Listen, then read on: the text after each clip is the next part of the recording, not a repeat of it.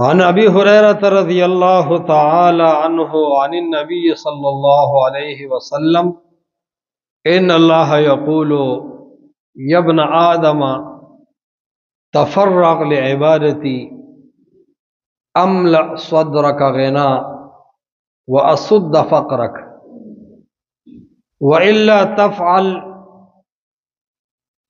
ملأت يديك شغلا ولم أصد فقرك أو كما قال النبي صلى الله عليه وسلم. ډیره د خوشاله موقع ده د چنگلې په دې علاقه کې نثار احمد صاحب، نعیم احمد صاحب دی، انور الحق صاحب دی او د عملګری د ګلانو سره او د بوزغلی سره مهنت کوي او الله پاک دا دی د قرآن د ختمونو سلسله کې ماشومان تیار کړ. ډېر لوی کتاب دی دا د الله تعالی، دومره لوی دی چې دا قرآن د رسول الله صلی الله علیه وسلم نم زیات وزنی دی. وجه دا چې دا د الله کلام دی، دا الله په کلام باندې زوال ناراضي او پر رب العالمین باندې زوال ناراضي. صحابي وی رسول الله صلی الله علیه وسلم زما په پتون باندې سر اخه دی، آرام سره پروت دی، زما په پتون څه تکلیف نه و. لږ ساعت بعد زما دا پتون داسې درون شو لکه د احد غر چې پیچایخي او ما د خپل نیغه کړه. وای رسول الله صلی الله علیه وسلم ته مې وویل چې زما خو برداشت ختم شو. دا الله حبیب راته فرمایل چې جبرئیل د برن را روان دي، څه آیاتونه را نازلېږي. دا د هغې راتلو وزن د زما د سینې تعلق د آسماني وحي سره شو، ستا خپل زما بوج نشي وړی. دا وزن د الله د کلام دی چې ډېر درون کتاب دی او دومره عظیم الشان کتاب دی، دومره عظیم الشان کتاب چې مصنف د ابن ابي شيبه کې یو روایت راځي لا نازل شوی نه دی چې د استقبال الله په اسمانونو کې کړی دی. دا جنات چې وو شیاطین دی به مخکې د اول اسمانه پورې ختل، الته به څه خبرې اترې واورېدې، بیا به پکې قطع برید کو، قطع بارال الخلکو ته به چې کم دی نو د غیب و خبرونه وي څه دروغ وغیره. خو چې کله الله تعالی د لوح محفوظ نه د اسمان د دنیا ته د قرآن د نازلولو فیصله وکړه، نو لا اسمان د دنیا ته قرآن د لوح محفوظ نه راغلی نه دی چې اول استقبال او عزت الله د اسمان دا وکړو چې د شیطانانو تلل بند شو. چې څنګه شیطانان بره وختل نو شغلې ورپسې شوې، یجد له شهاب الرصدا. هغه شیاطین پوه شو چې څه فیصلې د بره نه کېدونکي دي. هغې پوه شو چې تر اوسه خو به مونږ اسمان ته تلو، هیڅ مشکل نه وه. څه وجه ده چې اوس مونږ پسې سرې شغلې راځي؟ دې د وجې د شیاطینو تلل بند شو چې دا شیطانان او جنات په دروغه دا ونه وایي چې دا د الله کلام دی، دا مونږ چې څه وایو. الله تعالی د هغې تلل بند کړل، دې خبرې طرف ته اشاره وکړه چې د الله کتاب صادق او لاریب دی او د یو شیطان او د یو جن او د یو ترویتی کلام د الله په کلام کې نشي ورننوتی. دا صفا کلام دی، صفا کلام. نو عرض مې دا کو چې دا قرآن په صحیح معنی باندې بیان شي، نو دا قرآن د کلی د پاره د انقلاب سبب ګرځي. دا کله کله د یو کور د پاره د انقلاب او د اصلاح سبب ګرځي. دا کله د ذله او د پوره علاقې د پاره د انقلاب او د اصلاح سبب ګرځي. کله کله دا د خپل ځان د پاره د انقلاب او د اصلاح سبب ګرځي.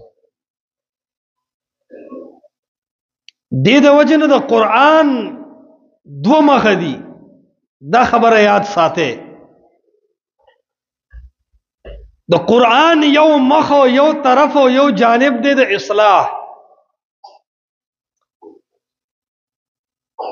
او هغه دا دی چې قرآن صفا ذکر کوي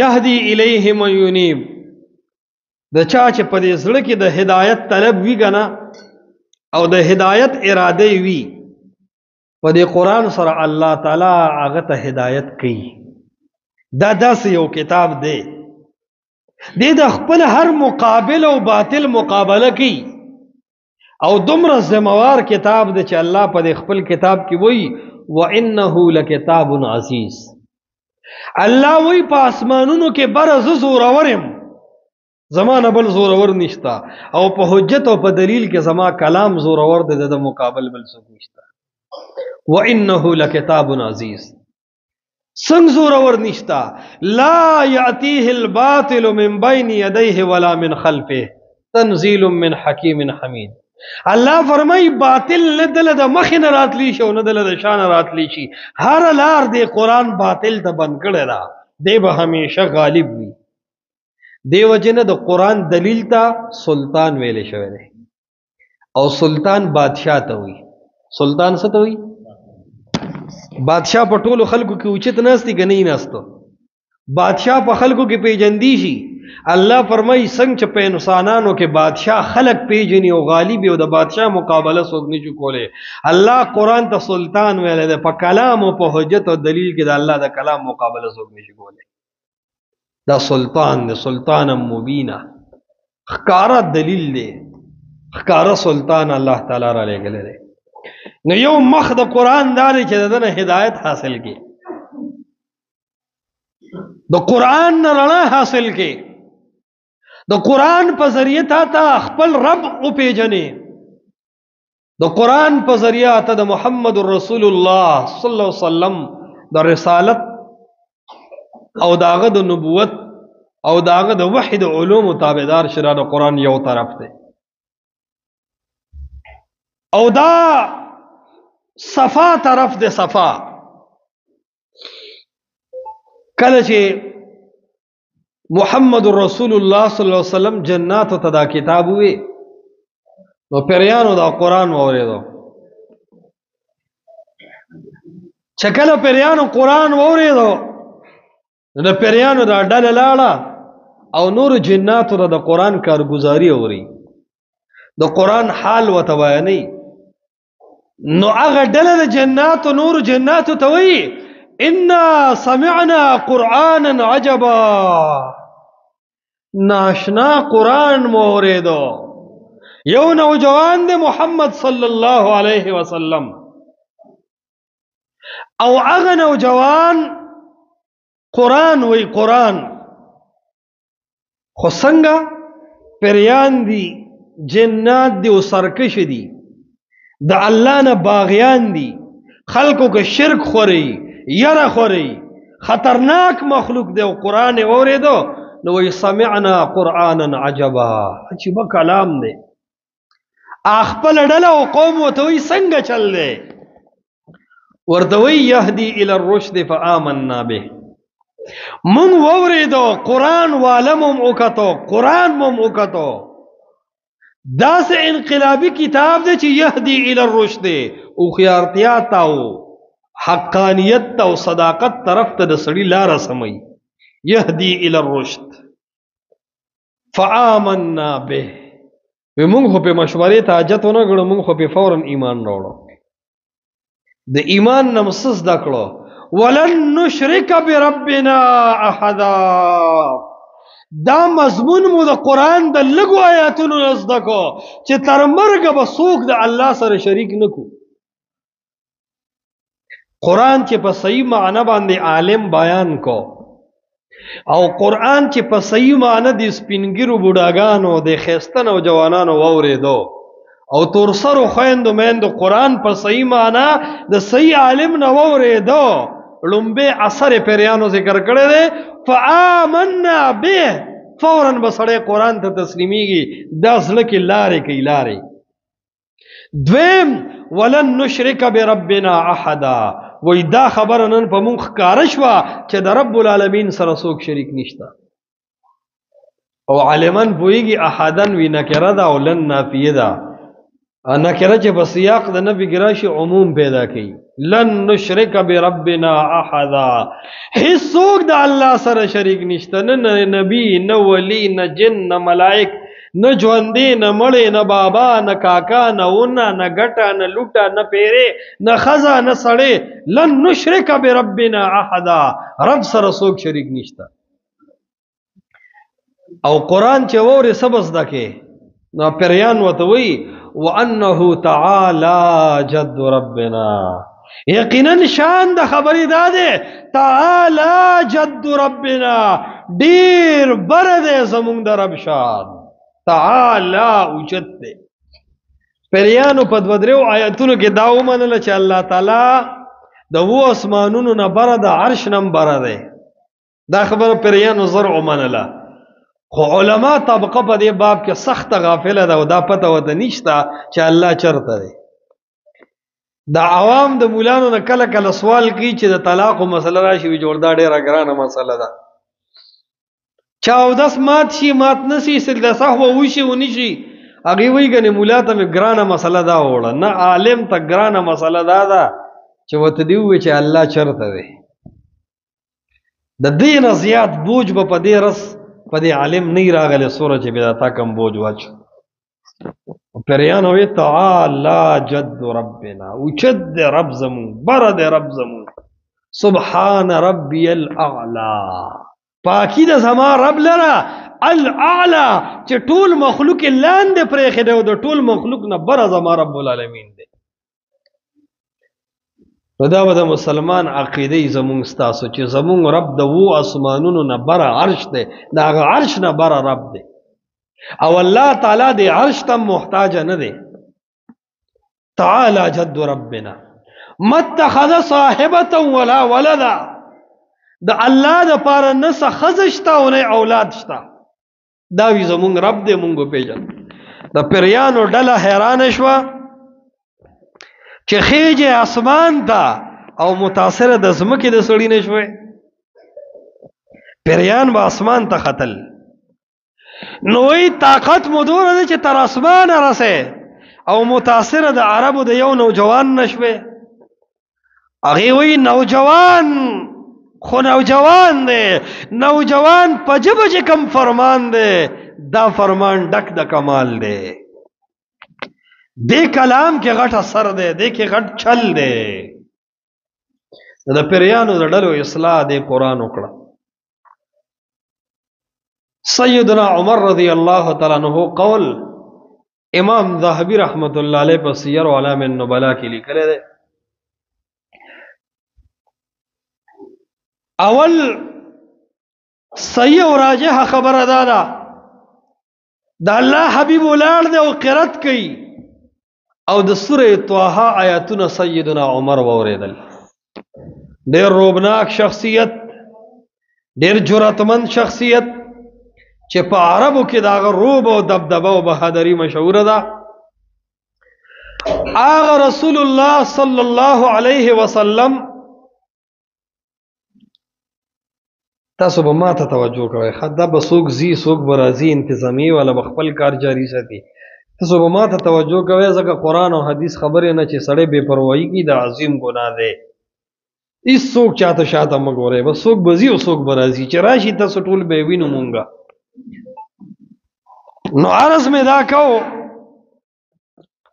چې هغه سیدنا عمر جرأتمند سړی دی، چا ورله دعوت هم نه دی ورکړی. د سوره طه آیاتونه ورستل، وویریدل طه ما انزلنا عليك القرآن لتشقى الا تذکرا. قرآن چې اورید د سیدنا عمر په زړه کې انقلاب راغی چې دا خو یو ډېر لوی خیر دی او زه ترې محروم یم، دا خو یو ډېر انقلابي اواز دی او زه ترې محروم یم. سیدنا عمر ته لا پته نشته چې زه به د دې انقلاب فرد جوړېږم او الله تعالی به زما په ذریعه باندې اسلام ټولې دنیا ته رسوي. خو دا کلام یې خوښ شو. اے عمره، وای دا قرآن ستا وروسته خوښ شوی دی او ستا د خوښېدو نه مخکې الله ستا انتخاب د اسلام دپاره کړی دی. دا الله علم وسیق دی. سیدنا عمر ته لا پته نشته قرآن چې واورېدو بغیر دعوت د قرآن په اثر وکړو، ځکه هغه عربو په عربی باندې پوهېدل. اسلام یې قبول کو، رنګارنګ خبرې شروع شوې. چاوی خاموش شه، اوس مسلمانان مچړې. د دې منځ ته یو داسې سړی ورغلی دی چې ټول عرب به ور واخلي که چېرې دی راپاڅېد او د بغاوت نیت یې وکړو. چا ویل کار رنګوي، خو موږ د خپل پلارانو نیکانو د مذهب بې عزتي نه برداشت کوو، موږ به د دې اسلام بیا مقابله کوو. سیدنا عمر د اسلام دپاره د هجرت نیت وکړو او غشي راوباسل. ویل که څوک غواړي چې خپله ښځه دې په ده کونډه شي، که څوک غواړي چې د هغه مور دې په هغه باندې وجړېږي، او که څوک غواړي چې د هغه بچي دې په هغه یتیمانان شي، که څوک غواړي چې د هغه د جایداد په تقسیم د خلک راولګي. وایي نن عمر ښکاره اسلام قبول کړی دی، څوک چې مخې ته راځي په پلانکی لار نن زما سفر دی، مخې ته راشئ زه د ټول عرب مقابله کوم. دا आवाज چې د عربو سردارانو ته ورسېد نو سرونه یې کته کړل، د مقابلې همت چا نه لرو. دا قرآن دی، قرآن د رسول الله ته چمن جوړ کو، بوزغلې ورته جوړ کو. دا ماشومان دا د قرآن بوزغلې دی، بوزغلې کال پس ګوره دا به د قرآن او د حدیث داعیانی. نعیم شیخ صاحب دی، نثار احمد صاحب دی به ناستی او دا د قرآن او د حدیث داعیانه به په منبر قال الله او قال رسول الله وی د هر شرک د هر بدعت د هر منکر رد بکی او د اسلام د آواز به الله تعالی خوري ان شاء الله. سیدنا عمر اسلام قبول کو، چا داغه مقابله نشو کولی. ټول ژوند بدل شو، پلار خبر شو، خلک خبر شو، بس وی زما زړه ته د اسلام محبت دنه شوی دی. دا حقیقي دین دی، دا خو د ژوند مقصد دی. الله تعالی مونږ اسې نه یو پیدا کړي، دا زمونږ د ژوند مقصد دی او په دې به زه اوس باقي ژوند تېروم. بس زړه ته ور دننه شو دا اسلام. ډېر خلکو په زړه کې دا اسلام پټ وو، خو د بادشاهانو د یرې او د هغې د زور نه اسلام ښکاره کولی نه شو. چې سیدنا عمر د اسلام آواز ښکاره کو که نه، دا ډلې ډلې خلک را شروع شو، اسلام ته داخلېدل شروع شو. ویل اوس الله تعالی د اسلام او د مسلمانانو ملا مضبوطه کړه. او د الله د حبیب په دعاګانو کې به د تاریخ کتابونه لیکي چې اللهم اید الاسلام باحد العمرین. یا الله د دې ابو جهل او د عمر ابن الخطاب په دې دوو کې په یو سړي سره اسلام ته تقویت او مضبوطیا ورکا، څنګه چې موسی د پاره هارون او الله مالم یو هارون راکا. الله تعالی د رسول الله صلی الله علیه وسلم مجلس په سیدنا عمر خسته کو، دنګ ځواني، روبدار شکل، هیبتی आवाज، لوی جرأت او حوصله. دا الله د پیغمبر سره ملګری شو او وی د الله حبیبا ما د اسلام کلمه قبول کړه ده او د دې اسلام به یو عمل پټ نه کیږي، ځکه دا د عربو په سرزمین باندې د ویل یو الله مقابله کې 300 پورې بوتان دی غیر الله تخکار را مدد شویل کیږي او د عرش او فرش مالک ته به موږ په پټ आवाज کوو. ویرا میدان تر اوسه زه ګورم چې کم مشرک نن د اسلام مقابله کوي. د الله حبیب باندې دا ورځ ډېره د خوشحاله وه. د حق داعی په دې ډېر خوشحالیږي چې حق دعوت په علاقه او په معاشره کې زیاتیږي، ډېر زیات خوشحالیږي. او دا د حق نښه ده چې د حق خلاف باطلو دومره داغونه لګولي چې حق پرست هم پته نه. دا طریقه یاد ساتئ. حق پرست سره چې تر کومه ملاو شوی نه، څوک بوی دل د امریکې نه پیسې راځي، څوک بوی دا د غیر ایجنټ دی، څوک بوی دا معاشره کې انتشار خوري، څوک بوی دا مذهبونه او امامان نه مني، څوک بوی دا د اولیاء او ګستاخ دی، څوک بوی دی پنځمه خور سره نکاح جایز ګڼي. مړه هغه سبا اوري چې هغه به هم ته حیراني چې دا خو د خبرو نه. دغسې د الله د حبیب متعلق خلکو ډېرې خبرې کولې چې د خپلو مشرانو دیني پرېښې دی، مجنون شوی دی، العیاذ بالله کاهن دی، د ترویتیانو د شعراو په لار باندې روان دی. ډېر خبرې کولې، خو قرآن لګیا دی د سپرلی باران دی وریږي او شنه شنه بوټي د سلمان فارسی، د سیدنا بلال، د مصعب ابن عمر، د خالد ابن ولید، د علی رضی الله تعالی عنہ، د سیدنا عمر په شکل کې دا د سپرلی په باران باندې دا بوټي الله تعالی را زرغون کړ. دا د قرآن یو مخ دی. داسې دور راغی د قرآن په تابعداري چې سیدنا عمر خلیفہ وقت دی، امیر المؤمنین دی، د تمام دنیا مسلمانان داغه په خلافت داغه په مشرۍ را جمع دي. سلیش لک مربع میل خلق دی دا تسلیموله چې سیدنا عمر یو اسلامی حکمران دی. یو ځل منبر ته راوخته چې وایي کتل ډېر خلک ناست دی، زه نشته نظر چې لګي نو د سیدنا عمر خطبې ته خلک راغلی دی، په جړا شو او دار سره مخکې په منبر رسول باندې وایي کنا قوما اذل اعزنا الله بالاسلام. مونږ ډېر کمزوري او پریوتې خلک وو، زمونږ عقیدې، زمونږ عملونه، زمونږ معاشره صفر وه. اعزنا الله بالاسلام، الله مونږ له په اسلام باندې دومره عزت راکو چې مونږ د ګډو بیزو سره اونکي خلک الله د مسلمانانو حاکمان جوړ کړو. دا ډېر لوی عزت دی ورونو. د دې عزت دپاره خلک ووټونو ته ولاړي، څومره ځانونه کړي چې زه مشر شم. د دې دپاره خلک امپلی کوي، بی سی کوي، پی ایچ ډی کوي، LLB کوي، مړه ځانونه کړی چې زه سړی شم، زه په معاشره کې اوچت شم. تر لږ وخته پورې شي خو بیا 80 کاله بعد راوغورځېږي. هغه وایي کنا قوما اذل اعزنا الله بالاسلام. مونږ لاندې خلک وو، الله په اسلام داسې اوچت کړو چې څومره ژوند تېرېږي نو زمونږ نوم او زمونږ نظریه به په بره روانې، مونږ کته کېدو واله نه یو.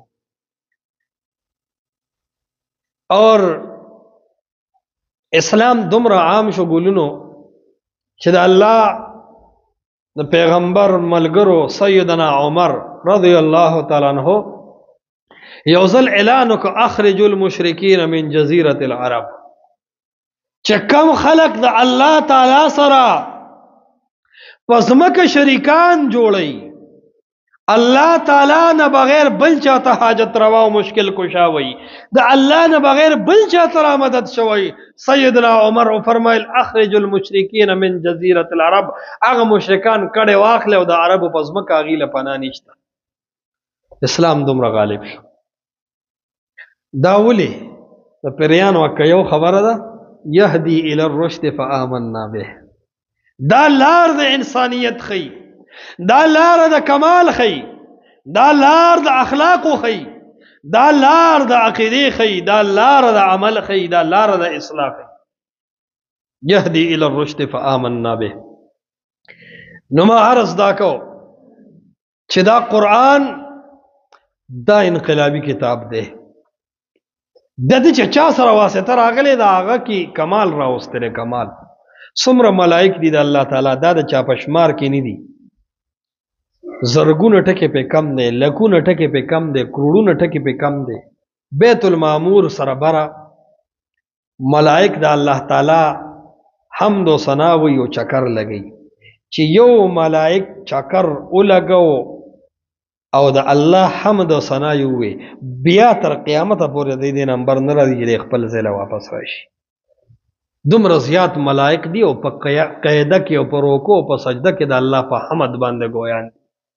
په دې ټولو ملائکو کې د جبرئیل نوم ډیر مشهور دی که نه دی؟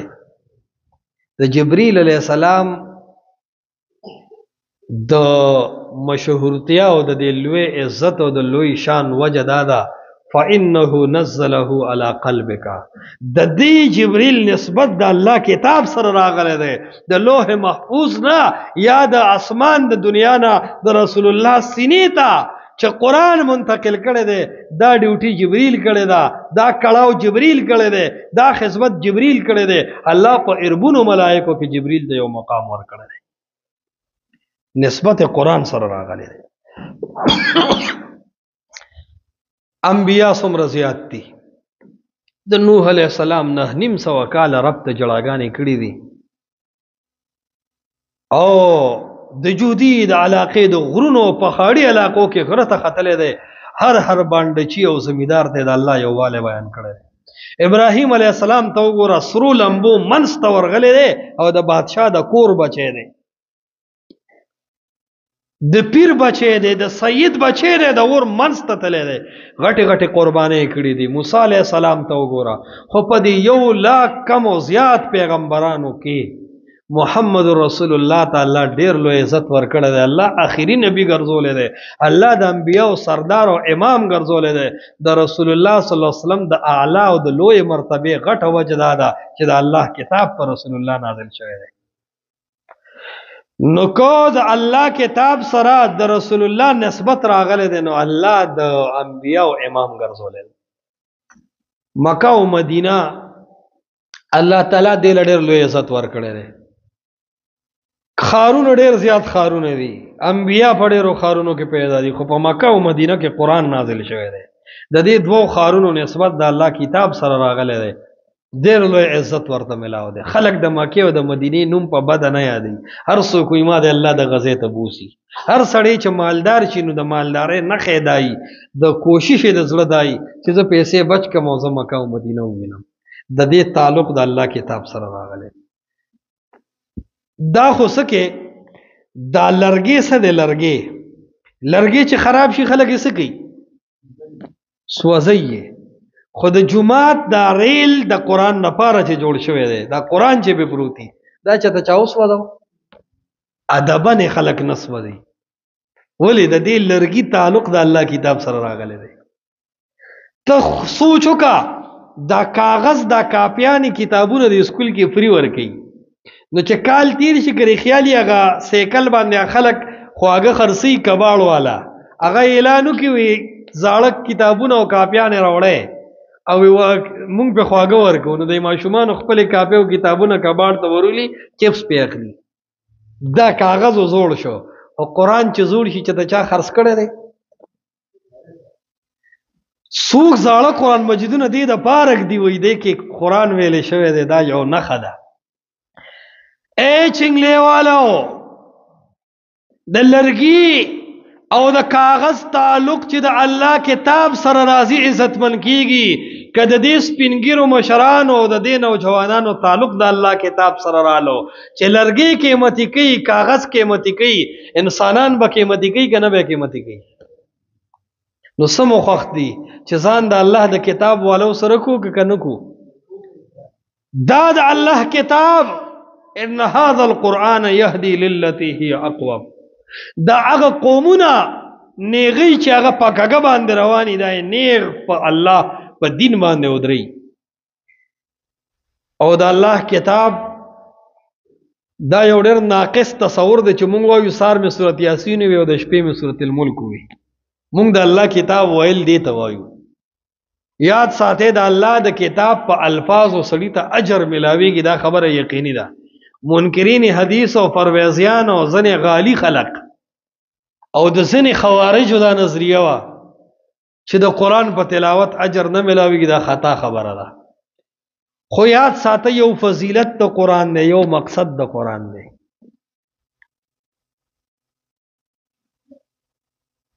فضیلت د قرآن دا دی چې الله په یو ټکی اجر ورکوي، خو مقصد د قرآن دا دی چې لتخرج الناس من الظلمات الى النور.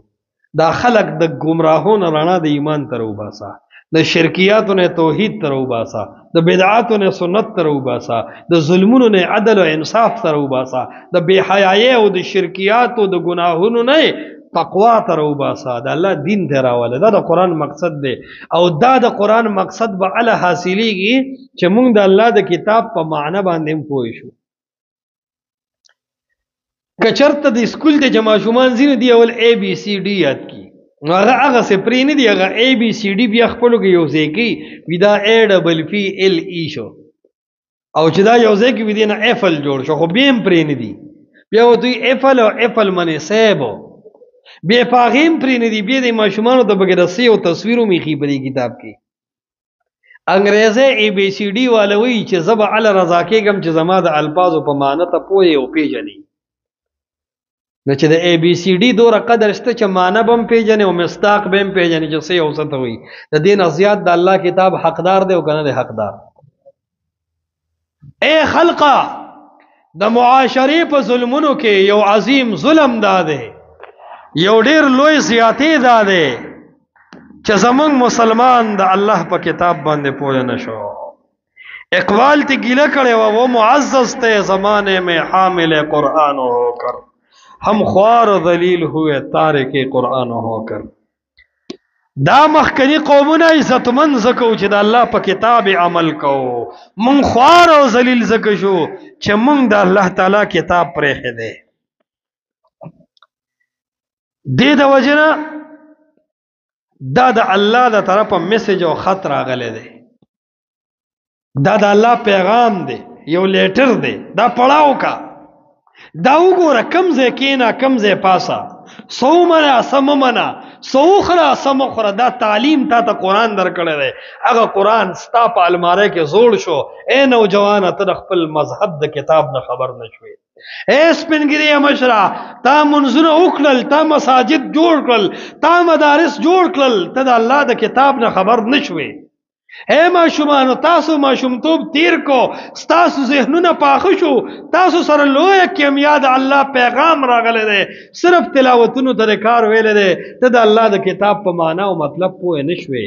اے په منبر او محراب غږېدونکي مولوي صاحبه، اے شیخ صاحبو، اے مفتی صاحبو، ډیر د قدر احترام قابله، تا ډیر د الله د کتاب د تلاوتونو فضیلتونه بیان کړل، خلکو د اډوکو ختمونه هم شروع کړل، خلکو ورپسې کاونټر او تسبیح هم راواغستې، خلکو د مړو ختمونه هم شروع کړو، خلکو قرآن سقاط په ډیرۍ باندې مو ګرځو، خلکو قرآن ناوې سره مو ګرځو، خلکو قرآن جرګه کې قسم لم راواغستو.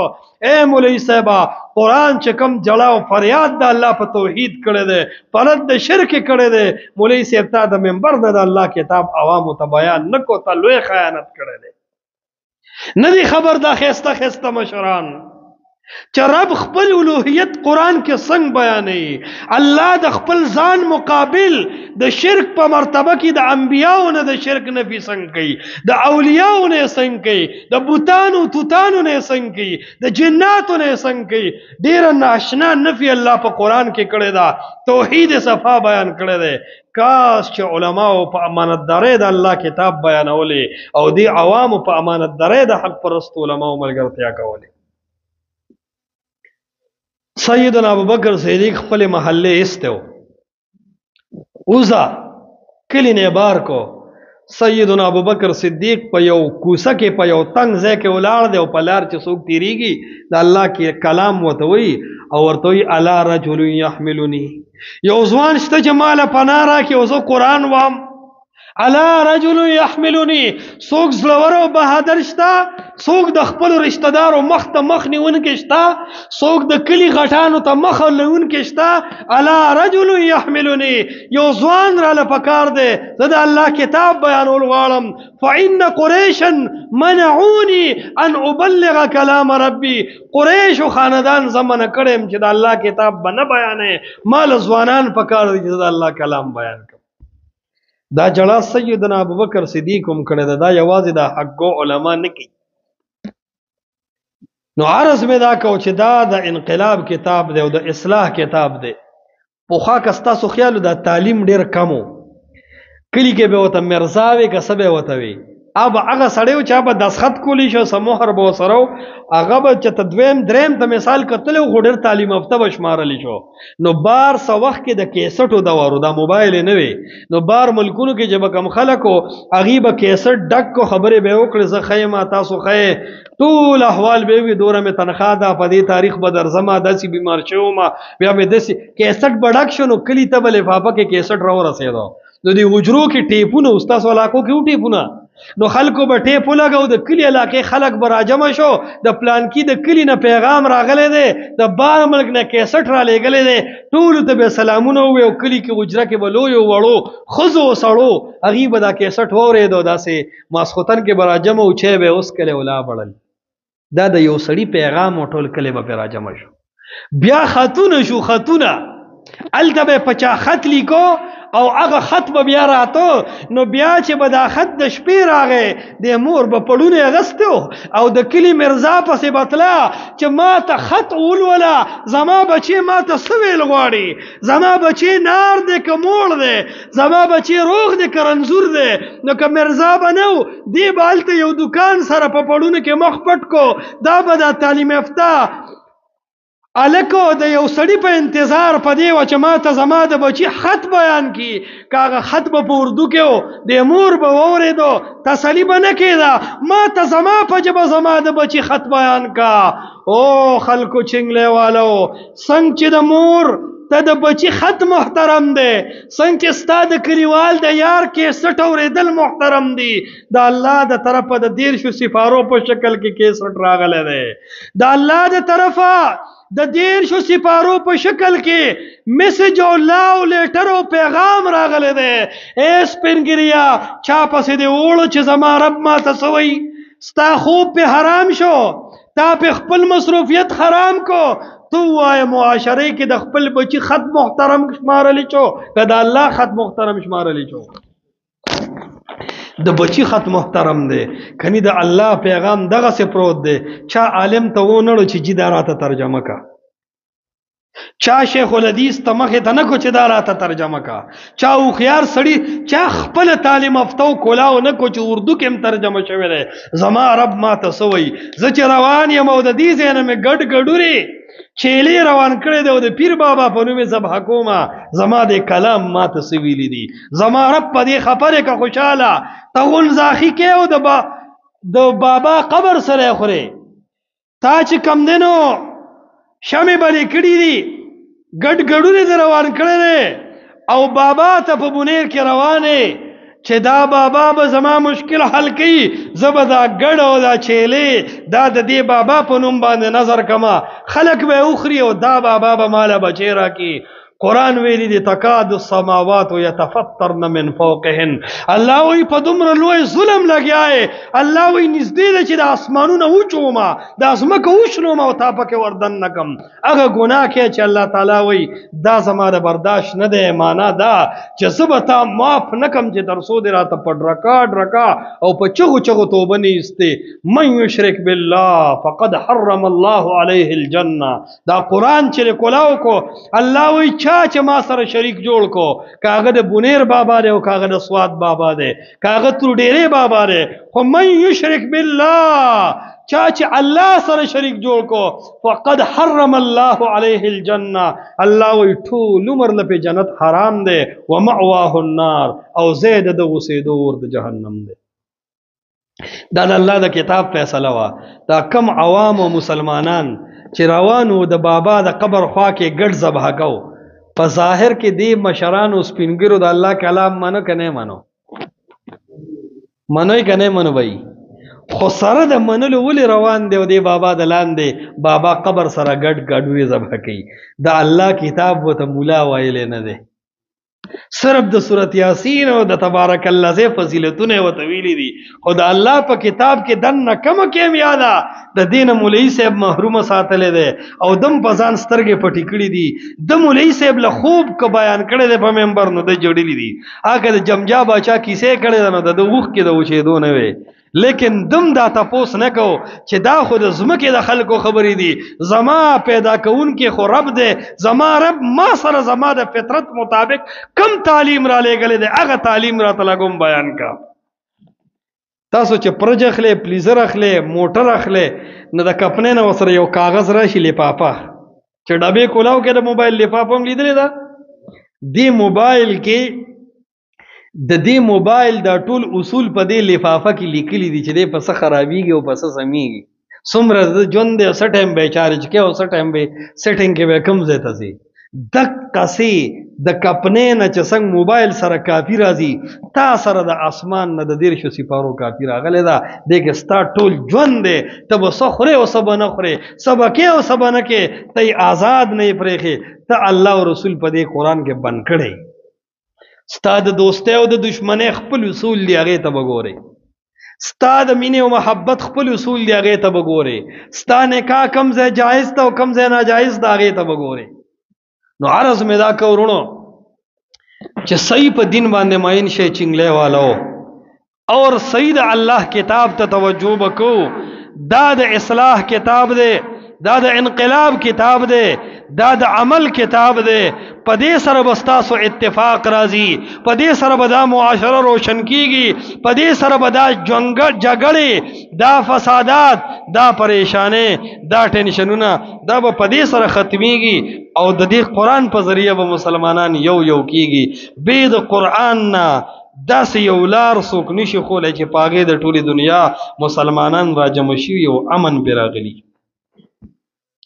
موږ خو خولی شو دا قرآنو د عربو ځمکه داسې ځمکه وه تاریخ الاسلام کې ذهبي صاحب وایي په لار به یو زنانه روانه وه او د هغې خېټه به غټه وه نو یو سړي به ووایي چې زما تجربه دا ده چې د دې زنانه کم حمل دی د ګرځېدو نه زه دا تجربه اخلم چې دا به جینۍ پیدا کوي بل سړی به وي ما ته د ناستې ولاړه نه معلومیږي چې دا به هلک پیدا کوي دریم به راغی او په توره به یې ترې راخېټه ووهله اوس به یې پته ولګي چې هلک دی که جینۍ ده داسې ظلم چېرته تاسو بل ځای لیدلی دی داسې ظلم و چې د تصور د ژوندي غویي نه به یې د پتون نه غوښه لرې کړه او آب یې سره کړه دې غویي به چغې والې مقصد به یې دا و چې الله به په دې غویي باندې رحم وکړي په ده به باران وکړي نو په موږ به ورسره باران وشي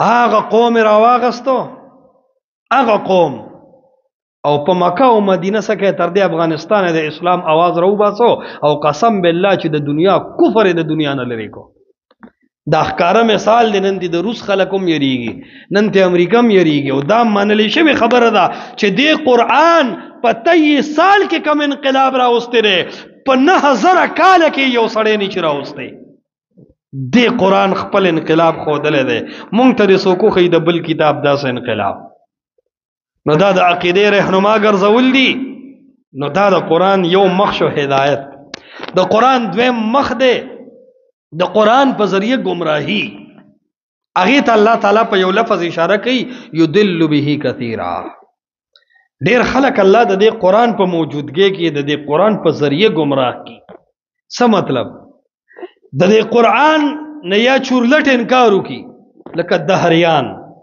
نن عجیب خلق دي د دهریت فتنې نه خبر شي عوامو الحاد روان دی الحاد کمونیست زیاتیږي په کالجونو کې په یونیورسټو کې زمون خويندو ته زمون رونو نوجوانانو ته د الحاد د سیکولریزم او د کمونیستي دعوت ورکیږي او دا نظریه ول جوړی چې الله نشتا دا کائنات په خپل چلیږي وای لکه غړې کې چې سیل واچي په خپل هر یو ستن حرکت کوي وای د کائنات جوړون کې نشتا وای په خپل د ارسه پیدا شوی دی په خپل د ارسه حرکت کوي په خپل پنا کیږي وای دوباره ژوند نشتا قسم بالله سپینګری مې ولیدل چې د الله د وجود نن انکار کوي نوجوانان مې ولیدل د الله تعالی د وجود نه منکر دي اے خلقا کم ځکه چې څوک لوګي وویني دا لوګي په دې دلالت کوي کنه کوي چې ور بلیږي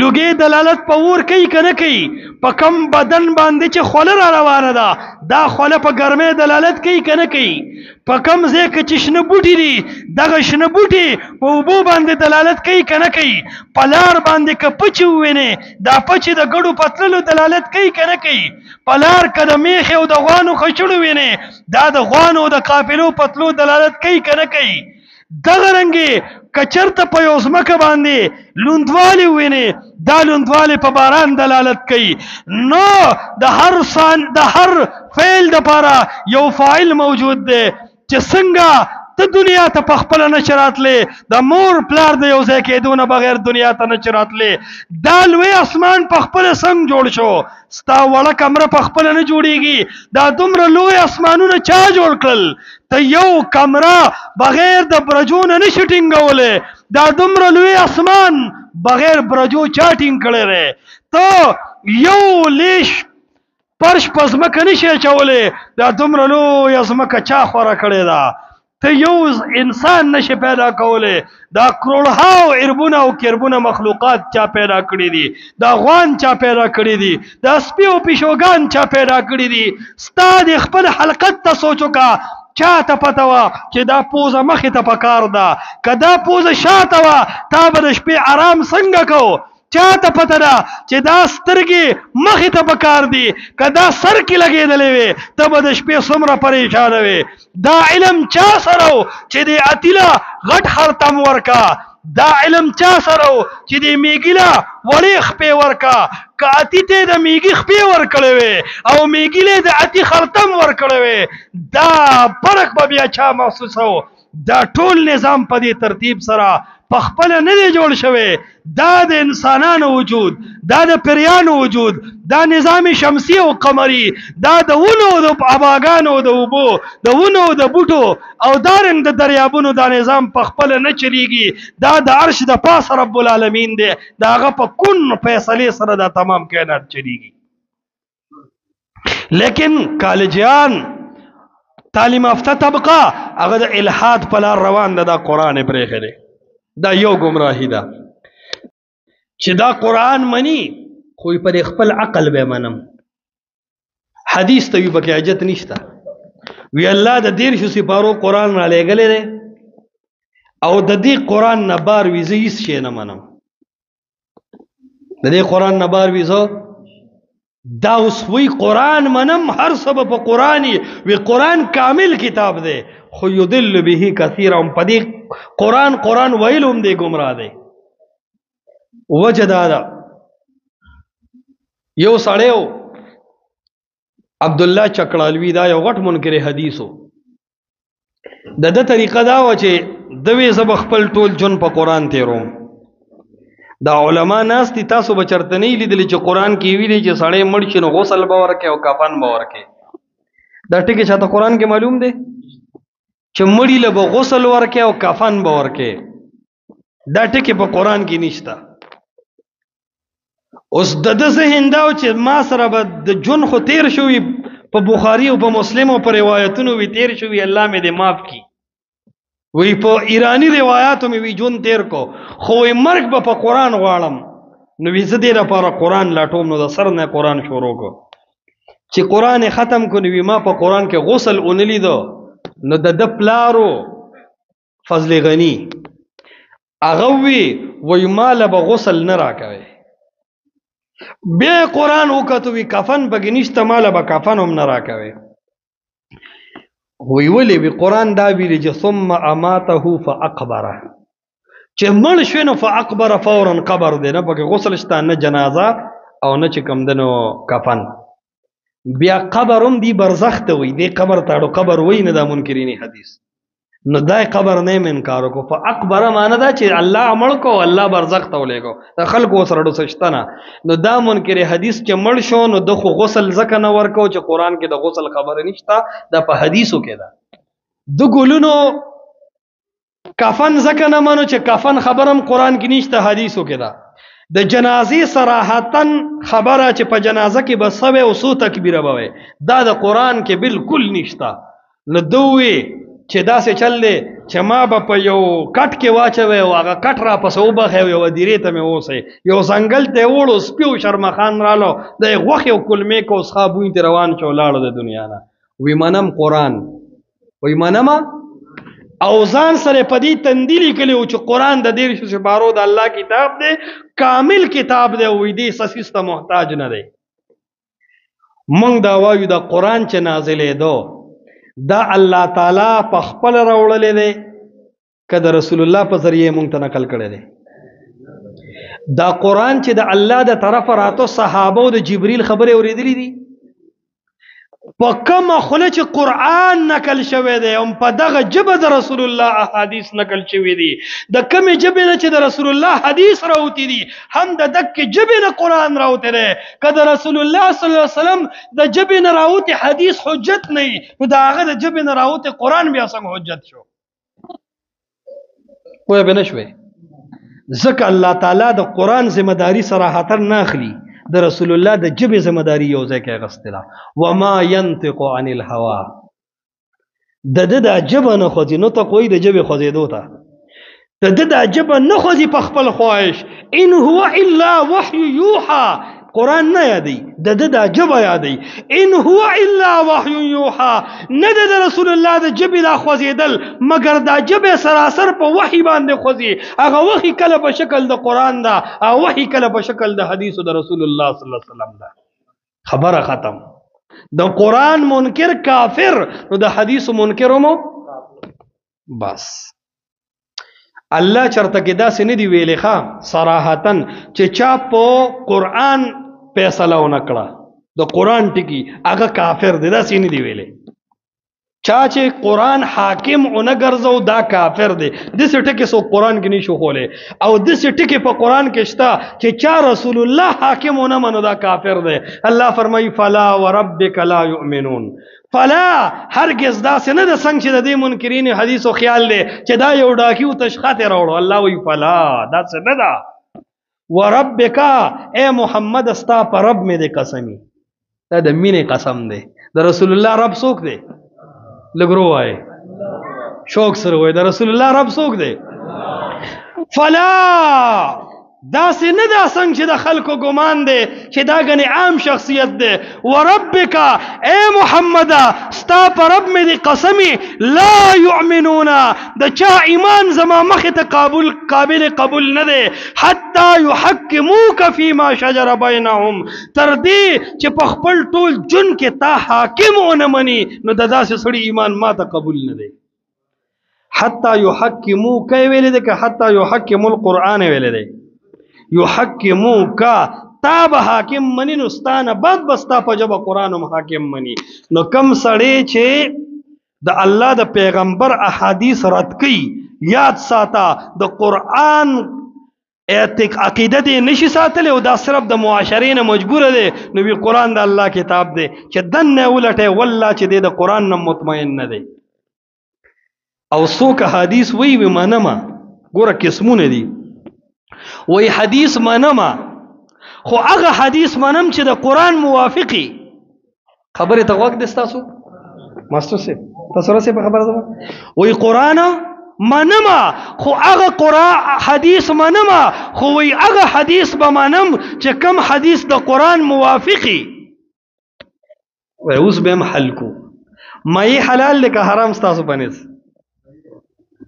د بازار کې مایان خلک خوري کنه خوري الله تعالی په قرآن کې فرمایي او اینه خوره کنه خوره اینه د ساروی زړه خوره کنه خوره زړه څو سيزونه شو مای اینه زړه قرآن کې الله فرمایي حرمت علیکم المیتہ پتا سو باندې مردار حرام ده پتا سو مردار دي ته وی چې چاړه پیرانخ کلی شي والدم پتا سو وینم حرام ده ولحم الخنزیر او د خنزیر غوهم پتا سو حرام ده او هغه سم حرام دي چې په درگاهونو د غیر الله په نوم ذبح شي دا سلور سيزونه حرام دي اوس راشه اوله حرمت علیکم المیتہ مردار حرام ده قرآن حرام کړه که حلال کړه مې چرته تاسو ذبح کړی دی دا مردار شو کنه شو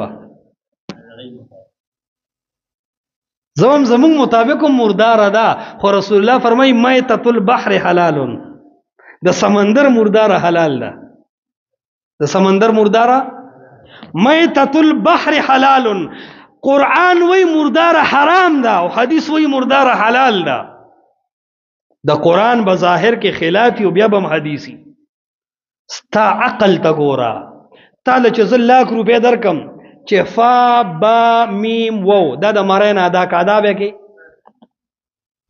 فا با میم وو دا مخارج د کم ځای نه ادا کېږي د شونډو نه دا د مړی نه نشي ستا دومره زور دی چې فا او با د مړی نه نشي ادا کولی او په خپل پرویزي او پلاستیکي عقل د رسول الله حدیث تلی د پیغمبر حدیث د قرآن خلاف راتلی نشي دا ته چې رات کې وای دا د قرآن خلاف دی والله چې دا ستاد د کمزوري او د پارامی چرګانو او د ډالډه غوړو او د کابلی پولاو د بیکاره مصالو د دې پرویزي عقل خلاف دی دا د الله د کتاب خلاف چره نه دی خو کته وی چې زما د عقل خلاف دی نه منم نو خلک بل دوی ستاد عقل له خلافي کنه او ستا عقل سو حجت نه ګرځي نو د بانې د پروي دا د قرآن خلاف دی نو میتۃ البحر حلال، مې بغیر د ذبح حلال دی. الان کې قرآن وایي چې ذبح شوی نه حرام دی. لا تاکلوا مما لم یذکر اسم الله، چې د الله نوم دی په کومه ذبح وانه غس نه به خوري، او په مې د الله نوم نه دی غستی شوی. ټول منکرین حدیث مایان خوري، دا مې خبرون به فرې دی، دا د قرآن خلاف دی. ځکه التوی حرمت.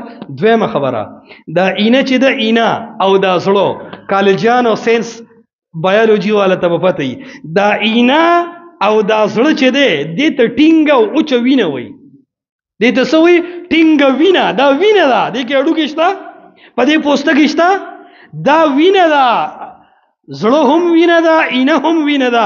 الله فرمایي ودم، وینه حرام ده، او ته اینا مخره او زړه مخره، او الله وینه ده حرام ویل، دا ولې خوري؟ دا د حدیث ته وجه خوري. کنی د قرآن د ظاهر مطابق مای اینا زړه حرام دي، خو رسول الله صلی الله علیه وسلم د دغه عام نه دا خاص کړل چې اره وینه حرام ده، خو زړه او اینا نه دي حرام. اره مردار حرام ده، خو مای نه ده حرام. اوس دا فرق چا کړی دی؟ دا قرآن نه دی کړی، دا محمد عربي صلی الله علیه وسلم کړی دی. ځکه وایم کم سړی چې منکر حدیث وي، قسم مې پر رب العالمین وي، دی به منکر قرآن ومي. نو دا یو طریقه و د قرآن د هدایت چې سیدنا عمر ته په الله هدایت ورکو، عربو ته په الله هدایت ورکو. دویم د دې منکرین دي چې هغه ملحدین دي، هغه الله تبا کړل. څه منکرین د حدیث دي هغه هم تبا شو، څه قرآن او حدیث مني، خو څه قرآن او حدیث مني، خو ائمه او علما یې د هغې د پاسه حاکمان جوړ کړي دي. مونږ هم علما او مجتهدین منو، او د احناف او دیوبندیان هم علما او مجتهدین منو، خو مونږ د قرآن نه لاندې لاندې منو، او دی قرآن د هغې نه لاندې لاندې مني. مونږ وایو محمد مصطفی چې کله وفات کیږي، د وفات نه مخکې دا امت یتیم نه دی پرېښی. د حجة الوداع یو لویه موقع یې راجمع کړه، عرب او عجم، سرو سپین ځوانان او بوډاګان راجمع کړل، او خطبه قدم په قدم دې ته اشاره کوله چې نن محمد مصطفی د دنیا نه تلو واله دی.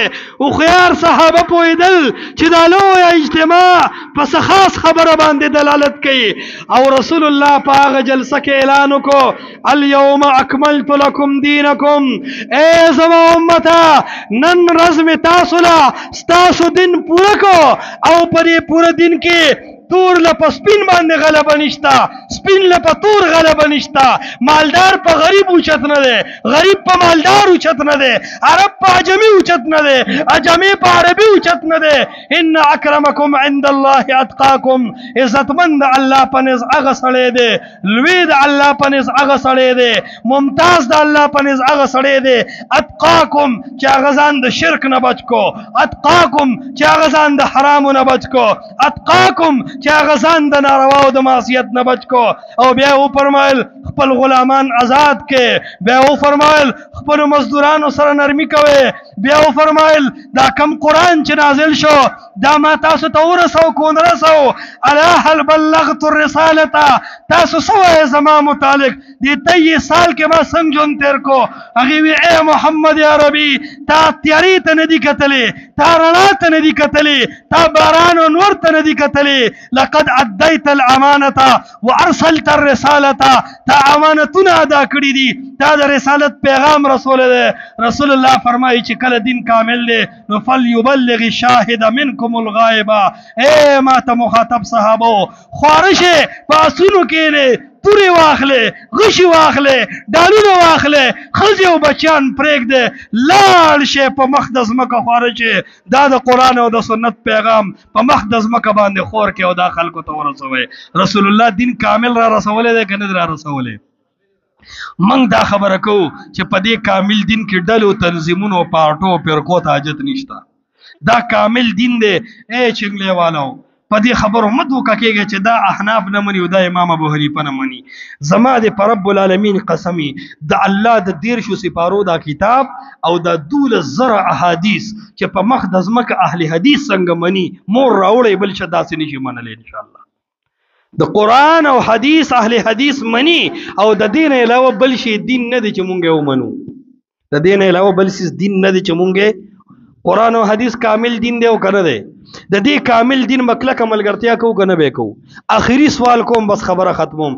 سیدنا ابوبکر صدیق رضی الله تعالی عنہ، سیدنا عمر او سیدنا علی او ټول صحابه دا بل اتفاق ټول په ټول جنتیان دی او کنه دی؟ ټول جواب راکې نو پوهه وم بیا جنتیان دي کنه. په دې ټولو صحابو کې په لکونو صحابو کې او په زرګونو کې یو صحابي دیوبندي وو، یو صحابي حنفي وو، یو صحابي نقشبندي وو، یو صحابي ماتوریدي وو، یو ډله یو تنظیم یو جنډه وو.